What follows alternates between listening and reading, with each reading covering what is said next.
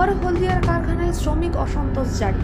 শ্রমিকরা তাদের ন্যায্য বেতনের দাবিতে হলদিয়ার দুর্গাচকের ডিটারজেন্ট কারখানায় কাজ বন্ধ রেখে বিক্ষোভে ফেটে পড়ে। বুধবার তাদের বেতন সংক্রান্ত চুক্তি স্বাক্ষরিত হয়, কিন্তু শ্রমিকদের দাবি গত 2 বছর ধরে তাদের বেতন পরিকাঠামোর কোনো উন্নতি হয়নি। হঠাৎ করে তা শ্রমিকদের অন্ধকারে রেখে বুধবার হলদিয়া উন্নয়ন পরিষদে নতুন বেতন পরিকাঠামোর চুক্তি স্বাক্ষরিত হলো। তাই হিন্দুস্তান ইউনিলিভার কারখানার 300 জন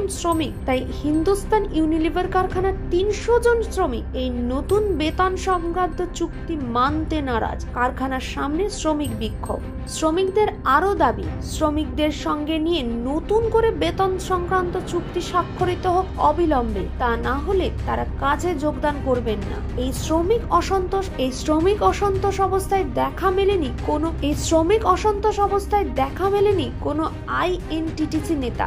এমতো অবস্থায় উপস্থিত হয়েছেন হলদিয়ার বিধায়ক তাপসী মণ্ডল। তিনি শ্রমিকদের কথা শুনে আশ্বস্ত করেন, শ্রমিকদের কাজে যোগ দিতে বলেন এবং 1 সপ্তাহ সময় চেয়ে নেন। তার মধ্যে তিনি সকলকে ডেকে নতুন বেতন সংক্রান্ত চুক্তি আবার স্বাক্ষরিত করবেন। এই যে বিক্ষোভ, আমাদের সমস্ত শ্রমিককে রাতের অন্ধকারে রেখে এই সিওডিটা করা হয়েছে, যে সিওডি আমাদের পক্ষে মেনে নেওয়া সম্ভব নয়।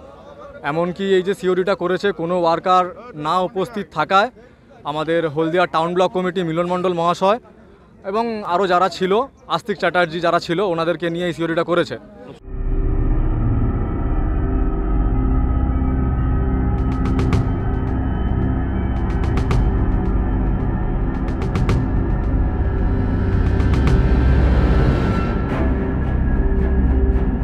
Bureau report, U Bangla TV.